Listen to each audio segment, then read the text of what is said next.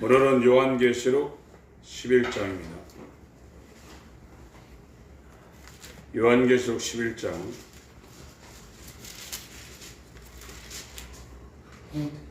1절부터 14절까지만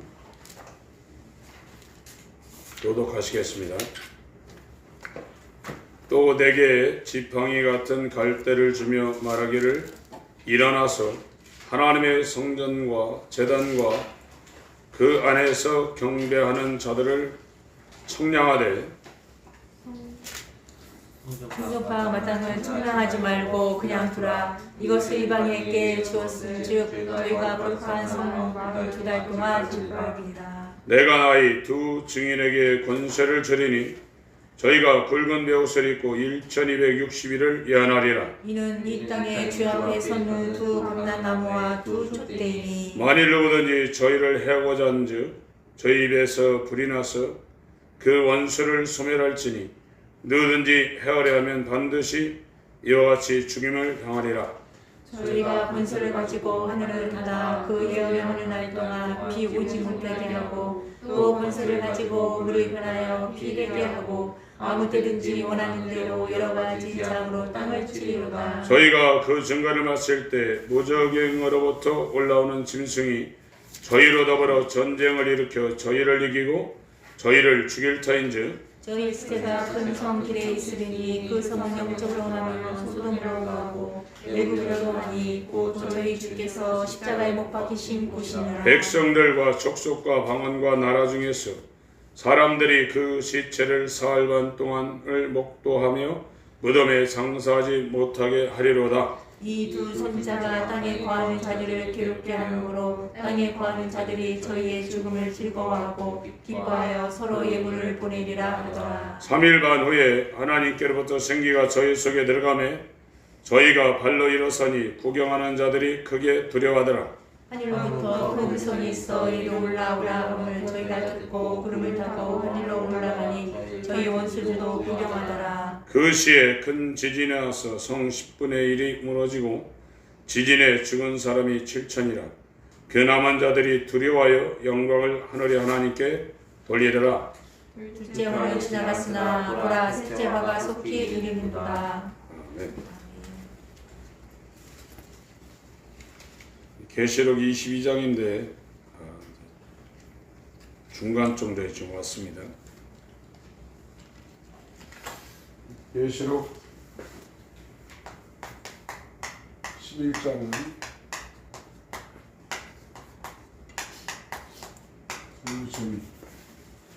이 부정인의 사명은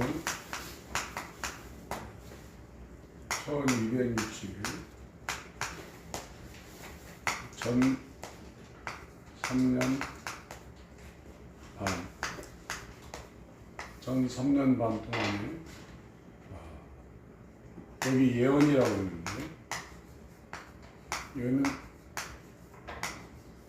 대언입니다. 대신 말씀을 전하는 그런 사명을 이 두 증인들이 환란기 전 3년 반 7년 환란 때 이 전 3년 반 이때 대언 예언이 아니라 대언입니다. 대언. 그래서 이 단어가 고린도전서 14장에도 똑같은 단어가 쓰였습니다. 고린도전서 14장.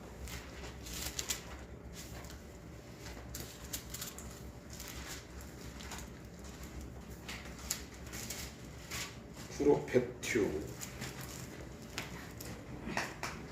헬라어로 프로페튜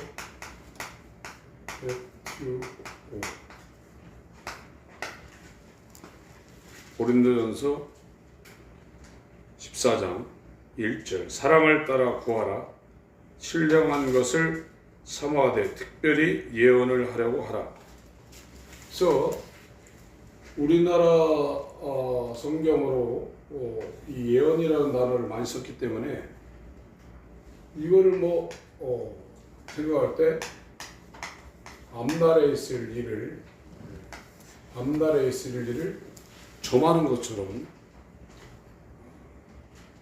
당신 내년에 물 가운데 가지 마시오.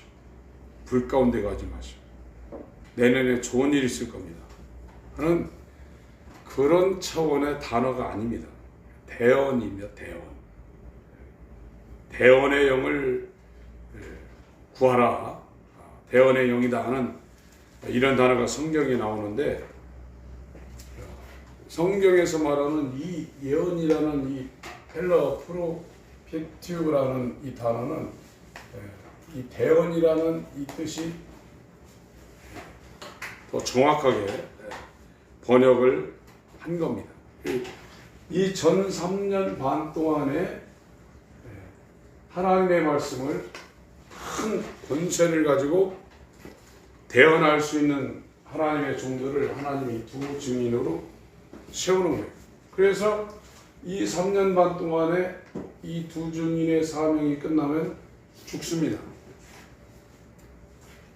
죽어가지고 이 3년 반 7년 동안의 이 중간 기점인 이 3년 반이 지나면 이 사람들이 하늘로 승천하는 이런 장면이 여기에 기록이 되어 있는 거죠.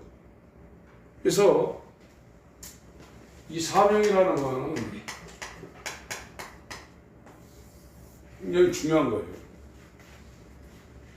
신앙생활하면서 자기의 사명이 무엇인지를 모르면 신앙생활로 들어온 것이 아니라고 말할 수도 있어요. 사도행전 27장 한번 보겠습니다. 왜 사는지를 모르면 아직 믿음으로 사는 것이 아니라고 이야기할 수가 있는 겁니다. 사도행전 27장 22절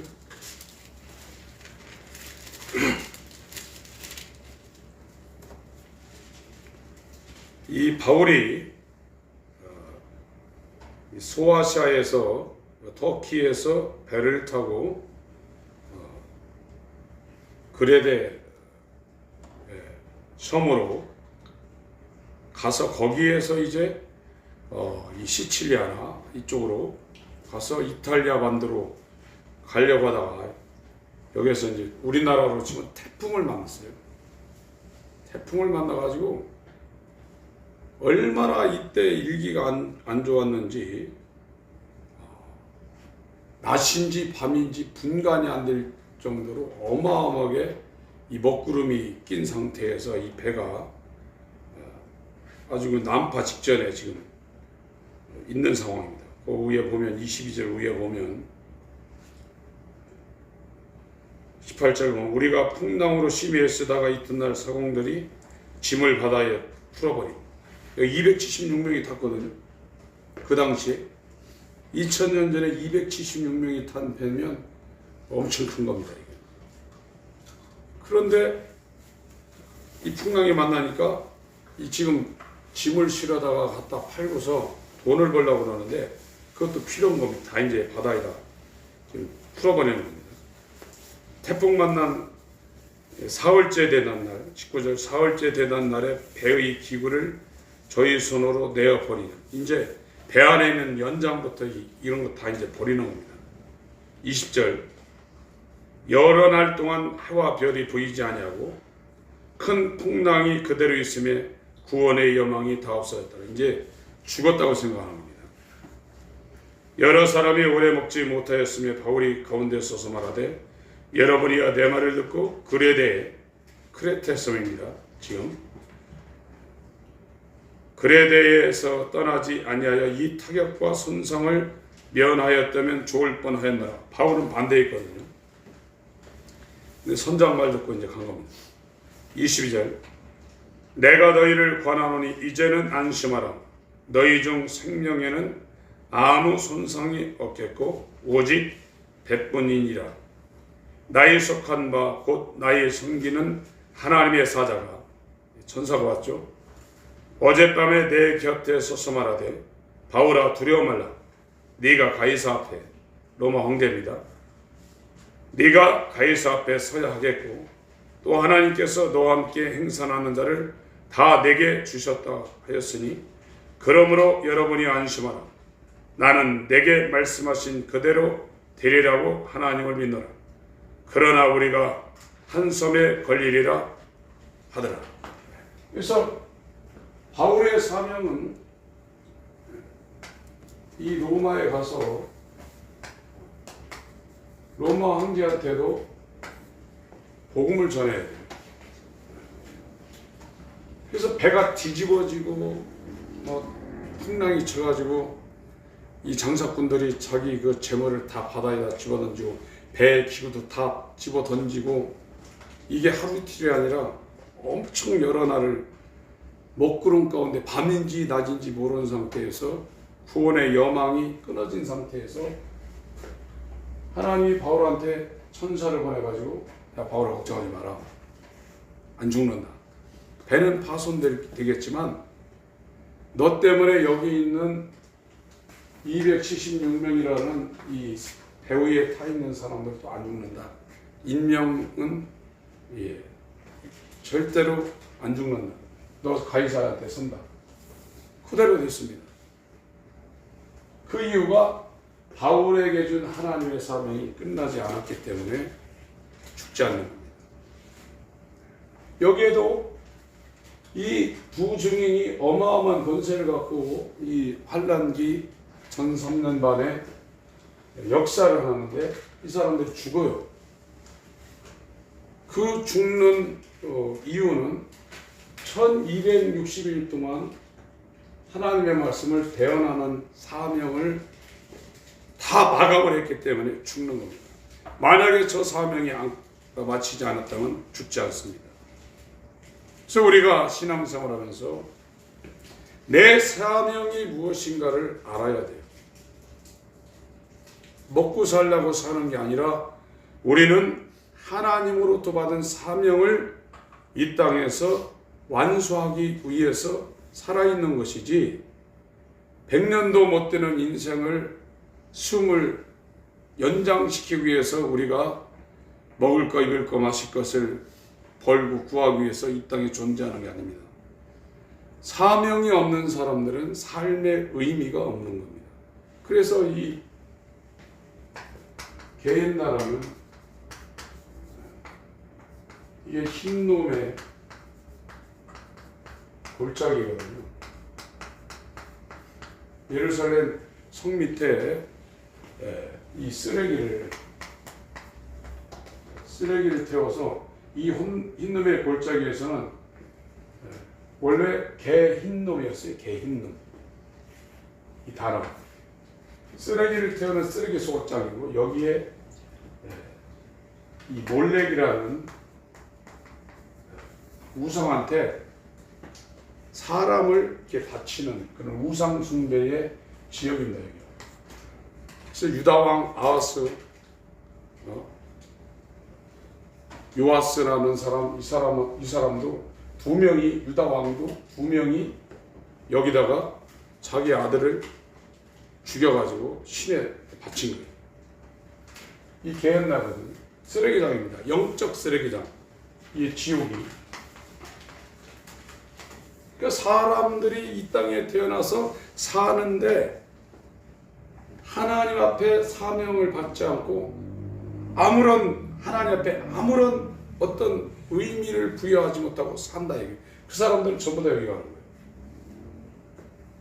신앙생활이라는 것은 하나님으로부터 사명을 부여받아서 그 사명을 이루기 위해서 예수 믿는 사람들이 하나님의 뜻을 성취하기 위해서 하는 게 신앙생활입니다. 우리도 인간들을 위해서, 인간의 삶을 위해서 자동차도 만들고 핸드폰도 만들고 의자도 만들고 다 만들잖아요.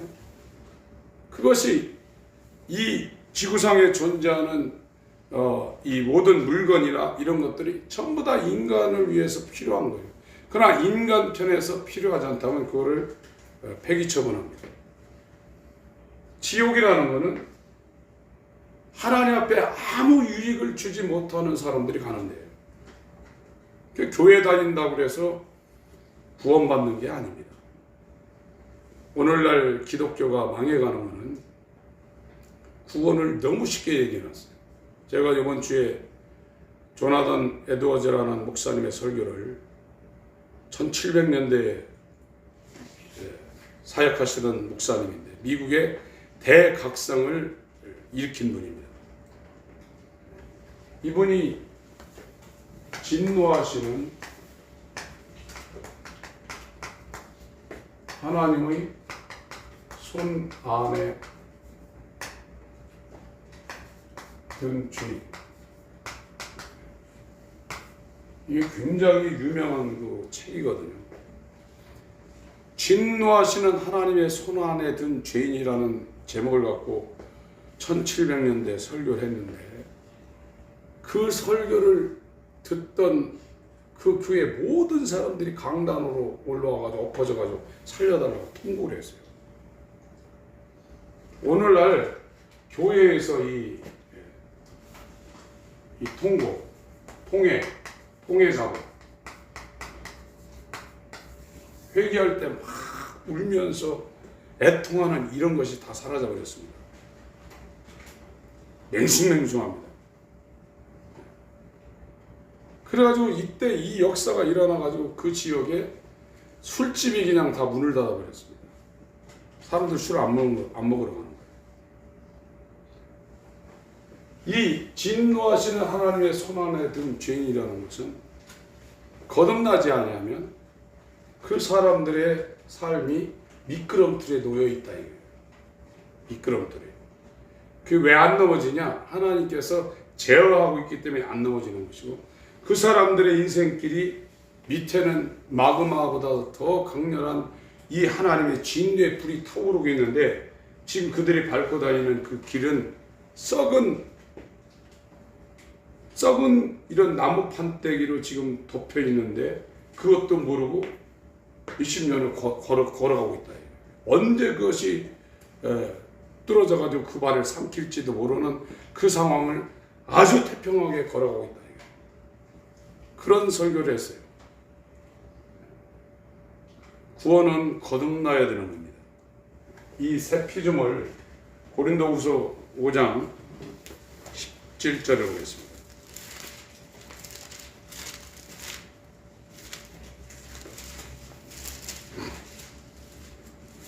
15절부터 제가 읽겠습니다. 저가 모든 사람을 대신하여 죽으심은 산 자들로 하여금 다시는 저희 자신을 위하여 살지 않고 신앙생활은 자기를 위해 사는 게 아닙니다. 예수 바깥에 있는 사람들은 다 자기를 위해 삽니다. 교회를 다녀도 마찬가지입니다. 신앙이라는 것은 자기를 위해 사는 게 아닙니다. 저희 자신을 위해 살지 않고 오직 저희를 대신하여 죽었다가 다시 사신 자를 위하여 살게 하려 함이냐. 예수 위해 산다 이거죠.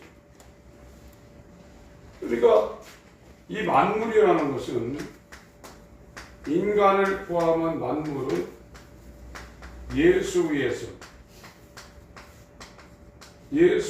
존재해요. 예수 위에서 존재하는 거예요. 이것이 창조 목적이에요. 그래서 사명이라는 것은 구원받은 사람들은 이 사명을 받습니다. 내가 어떻게 예수를 위해서 어떻게 살 것이라는 것, 사명을 받는 거예요. 예수 위에서 존재하지 않는 교회 다니는 사람은 구원받은 게 아닙니다. 그렇게 되어 있는 게 아닙니다. 여기에 새 피조물이라고 고린도후서 5장 17절에 나와 있는데 17절을 읽겠습니다. 시작. 그런즉 누구든지 그리스도 안에 있으면 새로운 피조물이라 이전 것은 지나갔으니 보라 새 것이 되었다. 새 피조물, 새 창조라고 하죠. 새 창조, 거듭난 자. 이 하나님의 자녀. 이 사람들은 전에 있었던 자기의 목표라든지 소망이라든지 기쁨이 있어요. 우리가 사람으로 태어나서 내가 생각하고 있던 기쁨이라든지 소망이라든지 목표가 있어요. 그런데 새로 피조물로 이렇게 새 창조가 된 사람은 새로운 소망과 새로운 기쁨과 새목포가 생긴 겁니다. 그 사람이 새로운 피조물이에요. 옛날에 갖고 있던 그 목표, 기쁨, 그 사모함, 그런 것이 교회에 그대로 와가지고 방언하고 예수를 고백했는데 그것이 그대로 있다. 그 사람은 거듭난 게 아닙니다. 완전히 새로운 사람입니다. 새로운 기쁨, 새로운 사모함, 새로운 목표, 새로운 삶이 새 피조물에게는 당연히 그림자처럼 따라붙게 되어 있다 이거예요.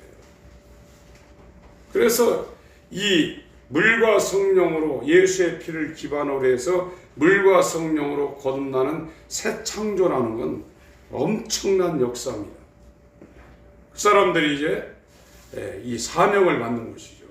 그래서 로마서 8장을 보겠습니다.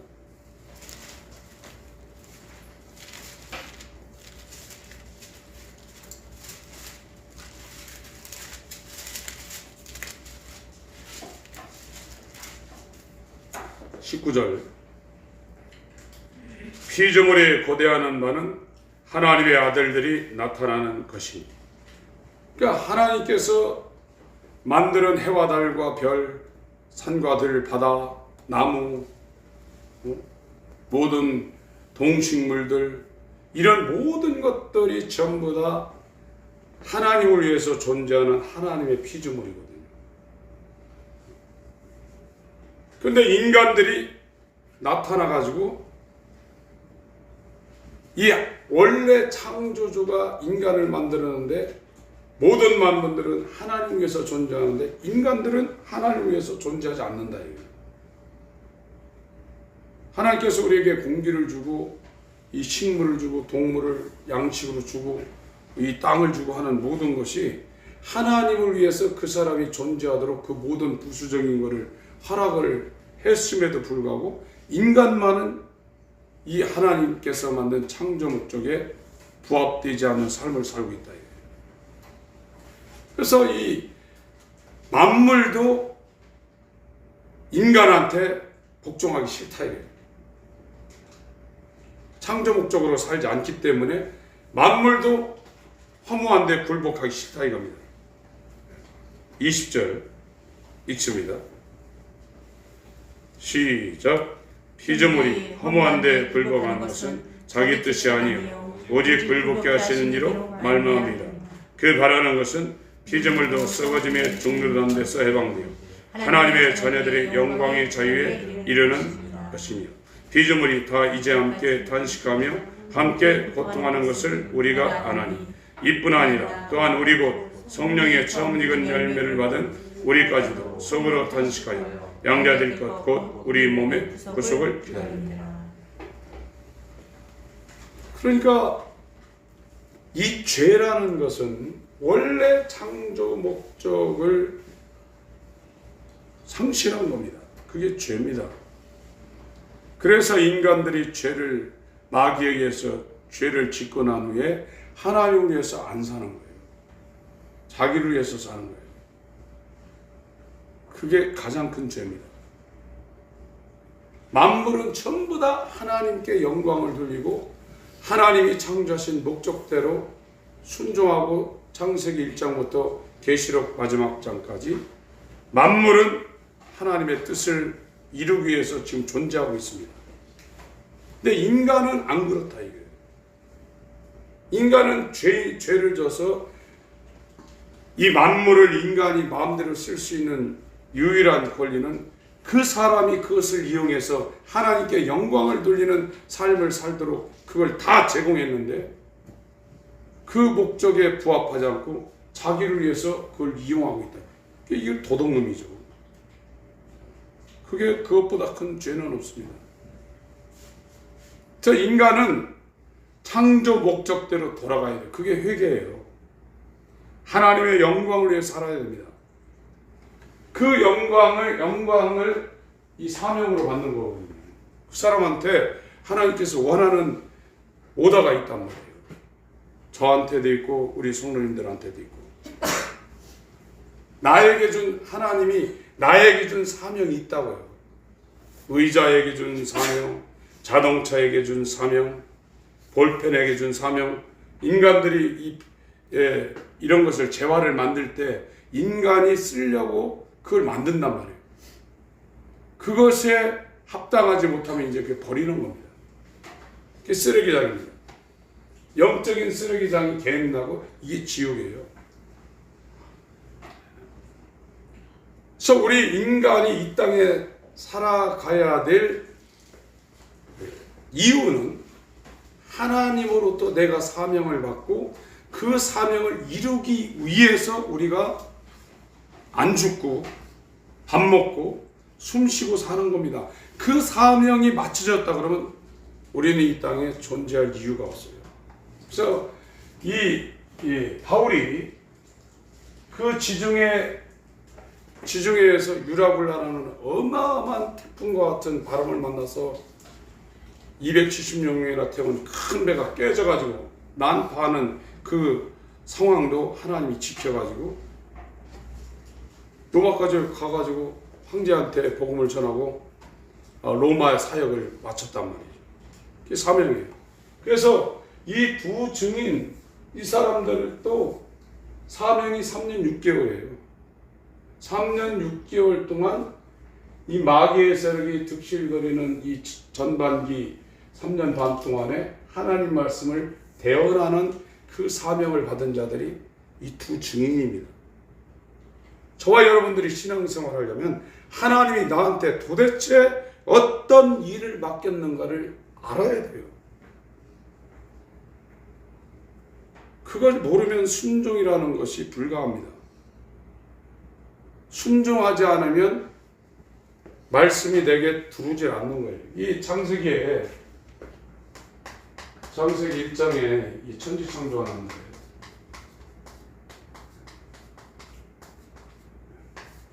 이게 창세기 1장에 만물을 창조하는 거거든요.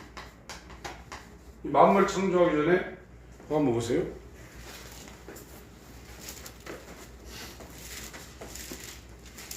말씀이 안 들어오면 아무것도 안 됩니다. 될 수가 없습니다.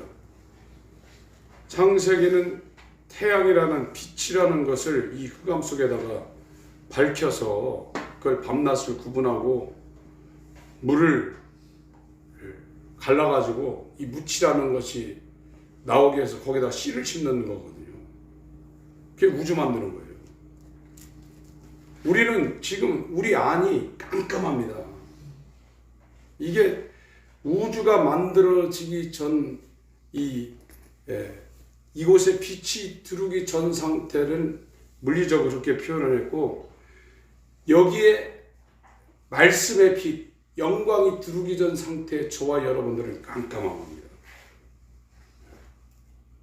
그게 이렇게 중첩되어서 지금 가고 있는 거거든요. 창세기 1장 태초에 하나님이 천지를 창조하시며 땅이 혼돈하고 공허하며 흑암이 깊음에 있고 하나님의 신은 수면에 운행하시니. 그러니까 이 우주라는 상태가 이게 혼돈하고 공허하고 흑암이 아주 깊은 상태에 있다 이거예요.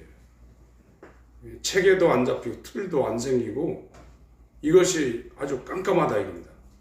그러니까 하나님의 신은 우주 바깥에 이렇게 운행하고 있다. 3절, 4절, 5절 읽습니다. 시작. 하나님이 가라사대 빛이 있으라 하시매 빛이 있었고 그 빛이 하나님 보시기에 좋았더라. 하나님이 빛과 어둠을 나누시고 빛을 낮이라 칭하시고 어둠을 밤이라 칭하시니라. 저녁이 되며 아침이 되니 이는 첫째 날. 이게 창세기 1장의 천지창조, 흑암이 깊고 이 공허하고 이 혼재된 상태의 빛을 이곳에 만드는 거거든요. 지금 저와 여러분들은 이 죄지은 상태의 우리 마음과 생각, 우리 안은 물리적인 이런 혼재된 상태하고 똑같습니다. 우리가 생각할 때 이게 맞다 그러는데 어두움 가운데 소경이 덧없는 거예요. 우리가 그것이 선명하게 판단되고 그것을 분별할 수 있는 상황은 우리 가운데 빛이 들어와야 돼요. 그 빛을 요한복음 1장에서 말하고 있잖아요. 말씀이 안 들으면 아무것도 안 됩니다. 요한복음 1장. 태초에 말씀이 계시니라. 이 말씀이 하나님과 함께 계셨으니 이 말씀은 곧 하나님이시니라. 그가 태초에 하나님과 함께 계셨고 만물이 그로 말미암아 지은 바 되었으니 지은 것이 하나도 그가 없이는 된 것이 없느니라. 그 안에 생명이 있었으니 이 생명은 사람들의 빛이라. 말씀이 생명이고 그 생명이 빛이라. 사람들의 빛이라. 빛이 어둠에 비치되 어둠이 깨닫지 못하더라. 그러니까 물리적인 이 우주에는 물리적인 빛을 여기다 만들어 가지고 이걸 비췄다 이거예요. 이 빛이 이 말씀으로 우리 가운데 이 죄로 말미암아 혼재되어 있는 혼돈 상태에 있는 인간의 마음의 생명으로 빛으로 우리 안에 들어와야 돼요. 그래야 우리가 빛과 어둠을 분별해서 판단할 수가 있는 겁니다. 그러고 나가지고 이 창세기에 물을 갈라버리잖아요. 양쪽으로 가르고 나중에 이 물에서 묻이 드러나지 않습니까? 그래서 그 묻에다가 이제 씨 맺는 채소와 씨 가진 열매 맺는 나무를 심습니다. 그런 것처럼 이 빛이 들어와서 우리 안에 있는 세상적인 모든 것을 바깥으로 밀어내야 돼요. 그래야 길가, 돌짝, 가시덤불, 엉겅퀴였던 우리의 이 마음 상태가 옥토로 변해서 비로소 물이 빠져나간 그 묻에다가 씨를 심어가지고 채소가 나고 열매가 맺히게 하는 것처럼 우리 안에서 말씀으로 인해서 성령의 열매가 맺히게 되는 겁니다. 그 작업이 이루어지지 않으면 거기다가 말씀 하나님이 뿌리지도 않고 말씀을 뿌리더라도 물 가운데 둥둥둥 떠내도 다 죽습니다. 여러분, 이 말씀이 얼마나 중요한 걸 우리가 알아야 돼요.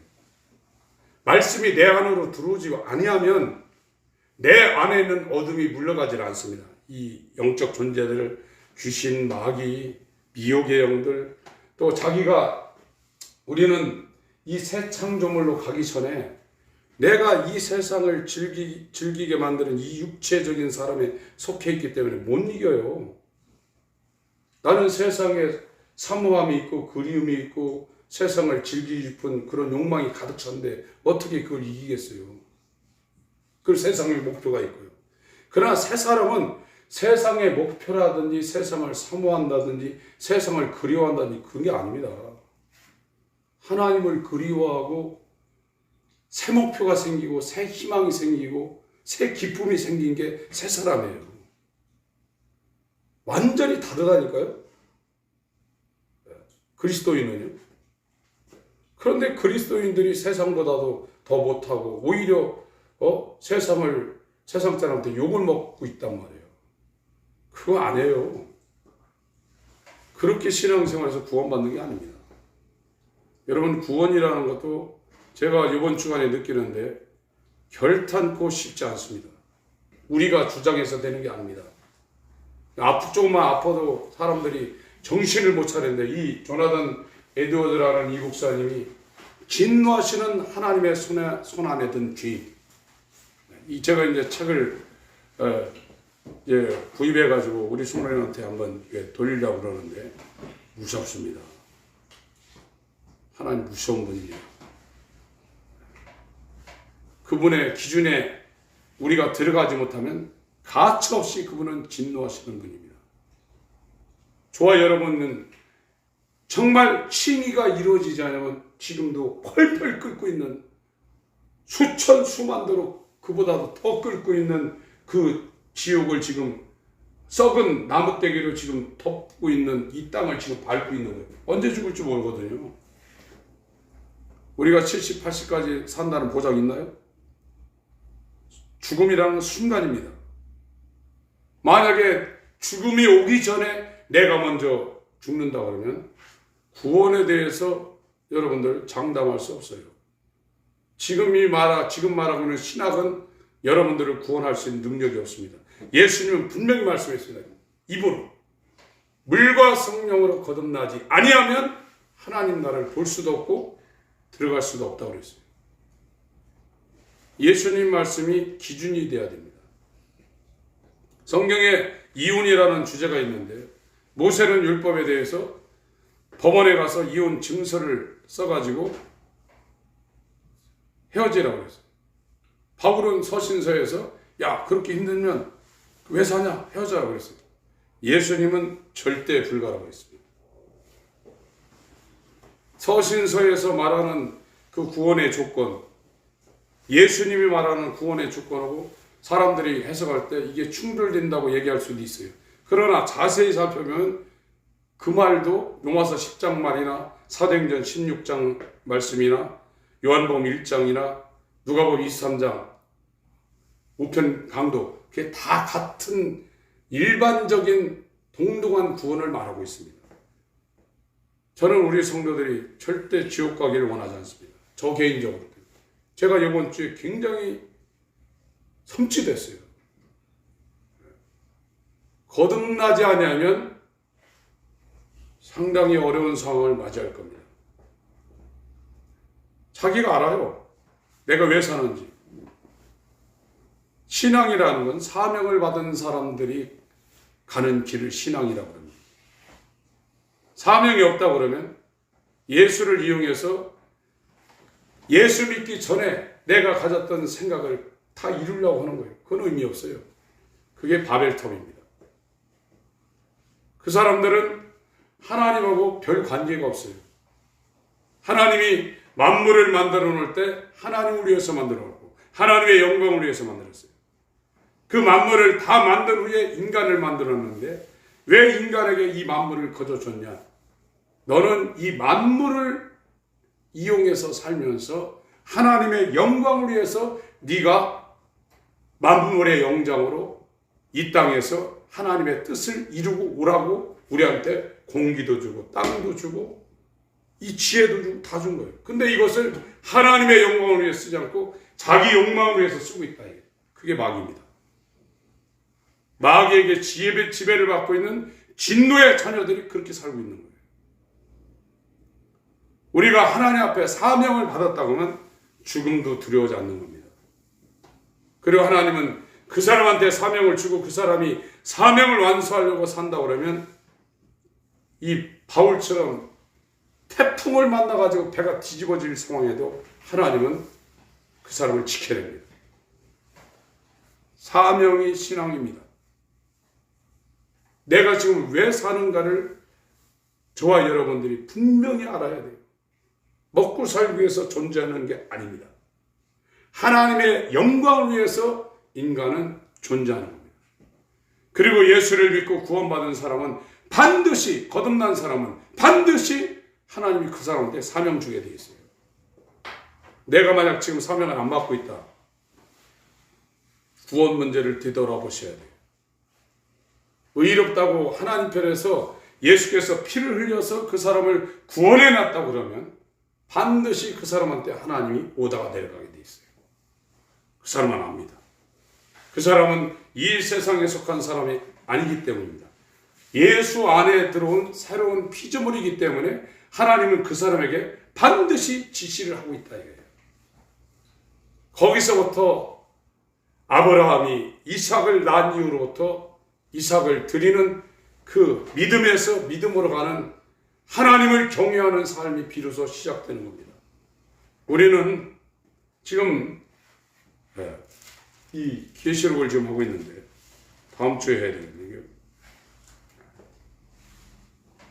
로마서 8장 말씀을 다시 한번 보겠습니다.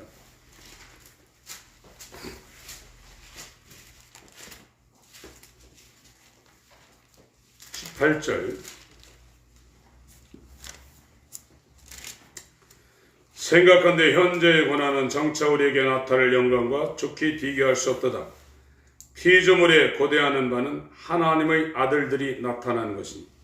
그러니까 이 땅에 있는 모든 이 만물도 하나님의 아들들이 좀 나타났으면 좋겠다 이거예요. 하나님이 만든 만물은 하나님의 영광을 위해서 그 자리를 그대로 지킵니다. 자기주의를 이탈하지 않습니다. 20절 피조물이 허무한데 굴복하는 것은 자기 뜻이 아니요 오직 굴복해 하시는 이로 말미암이라. 그 바라는 것은 피조물도 썩어짐의 종로로 단데서 해방되어 하나님의 자녀들의 영광의 자유에 이르는 것이니라.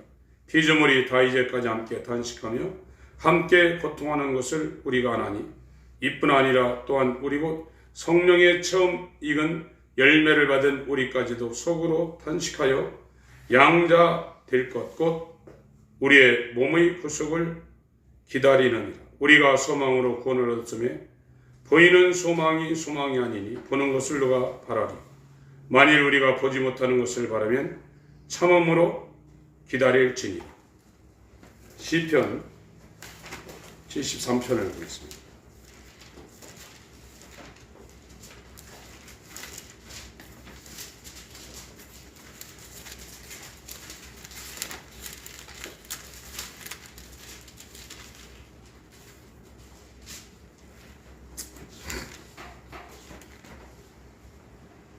1절로도 제가 읽겠습니다. 하나님이 참으로 이스라엘 중 마음이 정결한 자에게 선을 행하시나 나는 거의 실족할 뻔하였고 내 걸음이 미끄러질 뻔하였으니 이는 내가 악인의 형통함을 보고 오만한 자를 질시하였음이로다. 저희는 죽는 때에도 고통이었고 그 흠이 강건하며 타인과 같은 고난이었고 타인과 같은 재앙도 없나니 그러므로 교만이 저희 목걸이요 강포가 저희의 입는 옷이며 살찜으로 저희 눈이 솟아나며 저희 소득은 마음의 수원보다 진하며 저희는 능욕하며 악하게 압제하며 말하며 거만히 말하며 저희 입은 하늘에 두고 저희 혀는 땅에 두루 다니도다. 그러므로 그 백성이 이리로 돌아와서 잔에 가득한 물을 다 마시며 말하기를 하나님이 어찌하랴 지극히 높은 자에게 지식이 있으려 하도다. 볼지어다 이들은 악인이라 항상 평안하고 재물은 더하도다. 내가 내 마음을 정의하며 내 손을 씻어 무죄하다 한 것이 실로 헛되도다. 나는 종일 재앙을 당하며 아침마다 징책을 보았도다. 내가 만일 스스로 이르기를 내가 이렇게 말하리라 하였다면 주의 아들들의 시대를 대하여 괴를 행하였으리이다.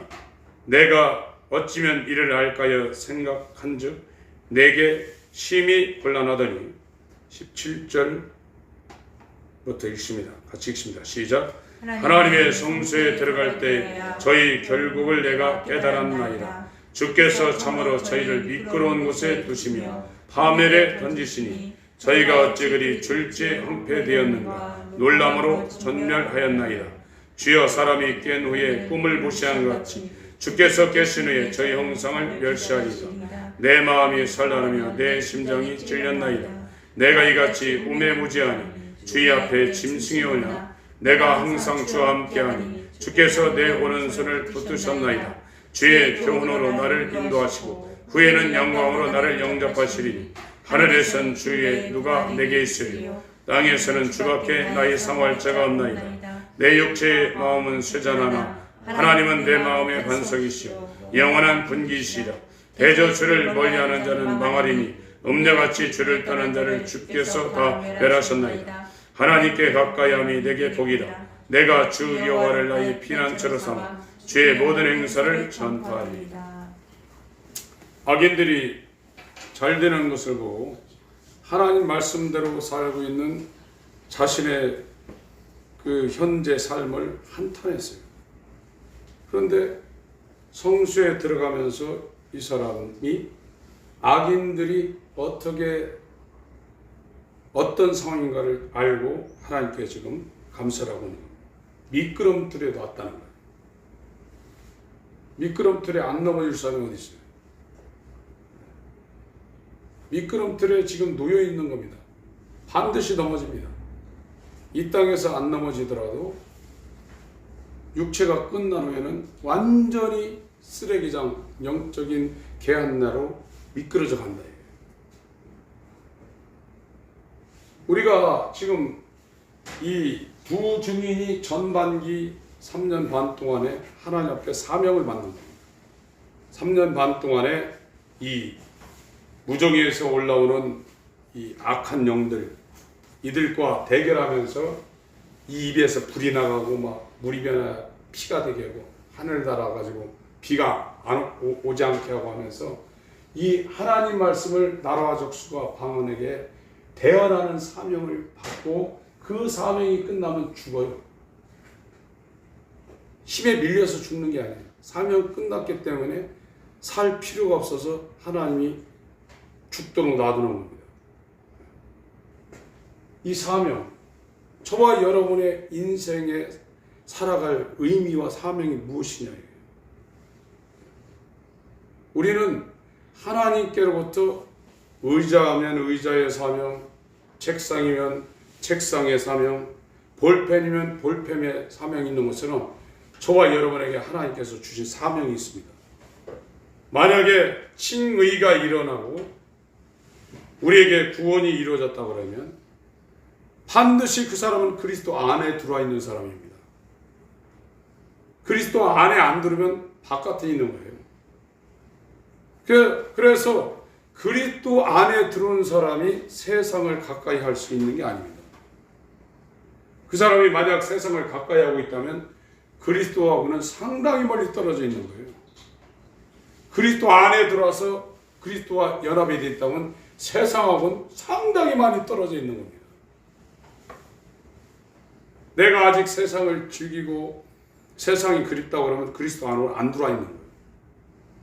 새로운 피조물은 그리스도 안에 들어와 있는 사람들을 말하는 것이고, 그리스도 안에 들어와 있는 사람은 반드시 그리스도의 몸이 되어서 어떤 사람은 목사로, 어떤 사람은 교사로, 어떤 사람은 섬기는 사람으로, 그래서 그리스도가 이루어지는 그 지체가 되어서 자기가 할 일을 부여받게 돼 있다. 그래서 그 사람은 그 일을 위해서 살고 있는 거예요. 그게 사명이에요. 그 사람의 사명이 마치면 그 사람은 이제 떠납니다. 오래 살 수도 있고, 짐 엘리엇 같은 사람은 인디언 부족의 식인종한테 복음을 전하러 갔다가 아주 젊은 나이에 그들이 쏜 창과 화살을 맞고 죽었습니다. 우리가 볼 때는 저주받았다고 하지만 그 사람에게 하나님 부여하신 사명이거든요. 내가 그리스도 안에 들어와 있으면 사명이 지금 와 있는 겁니다. 이 사명이 내게 지금 나를 불타게 지금 못하고 있다면 여러분 구원을 되돌아봐야 됩니다. 구원이 쉬운 게 아닙니다. 만약에 구원받지 못하면 우리가 이렇게 신앙생활에서 바깥 어두운 데 나가서 일을 간다고 그랬거든요. 불신자들이 그 일을 갈겠어요? 아까도 제가 오면서 여기 교회 앞에 저 건너편 버스 정류장에 수요일만 되면 천사복장하고 나서 예수 천국, 예수 믿으세요, 이렇게 피켓 들고 막 숙이면서 지나가는 차한테 그거 하는 사람 한 20년 됐을 거예요. 20년 넘었을 거예요. 비가 오나 눈이 오나.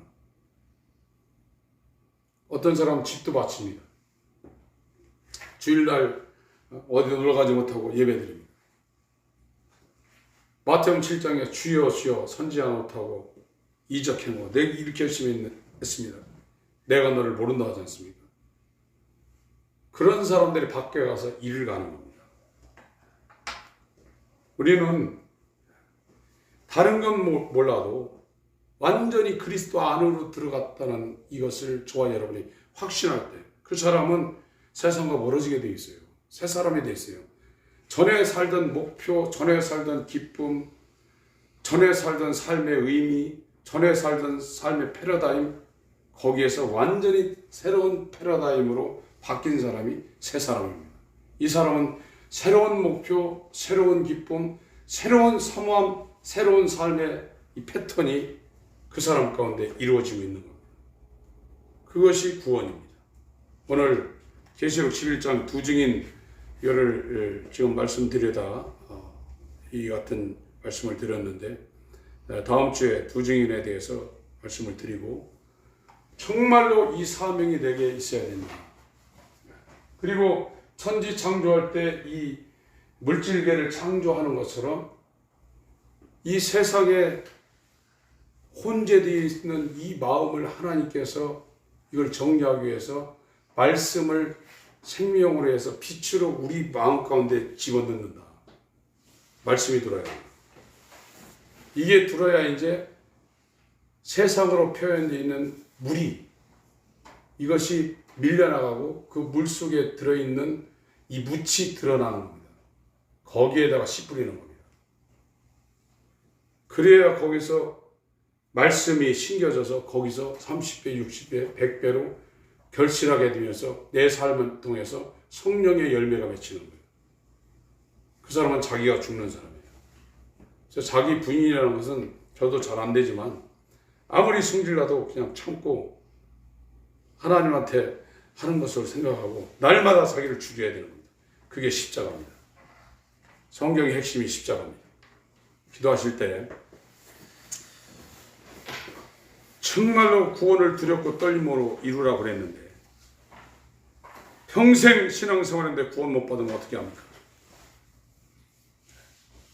그리스도 안으로 들어간 새로운 목적, 새로운 기쁨, 새로운 소망이 있는 사람들, 세상이 그리워지지 않는 사람들, 정말로 예수 안에 들어있는 사명을 받은 자, 하나님의 사명을 받은 자, 예수 그리스도를 머리로 하여 그의 지시를 받는 자, 그의 몸이 된 자 될 수 있게 달라고 기도하겠습니다.